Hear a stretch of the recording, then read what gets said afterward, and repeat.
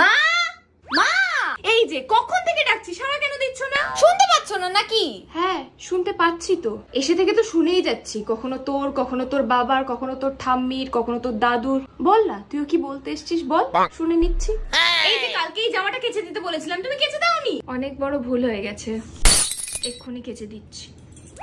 কি গো মা, মার্কেটে গিয়েছিলে, আমাকে বললে না, আমিও তোমার সাথে যেতাম। ভুল হয়ে গেছে মেম সাহেব, এবার থেকে যেখানেই যাব আপনাকে জিজ্ঞাসা করে যাব। ভগবান জানে মায়ের কি হয়েছে, সকাল থেকে কেমন কেমন একটা করছে। মাকে একটু কমপ্লিমেন্ট করি, তাহলে মায়ের মনটাও ভালো হয়ে যাবে। মা আজকে দুপুরে রান্নাটা না খুব ভালো হয়েছিল। 25 বছর ধরে রান্না করছি, রান্না তো ভালো হবেই। মা একটু জল দেবে? আর কিছু? চা, কফি, বিস্কুট?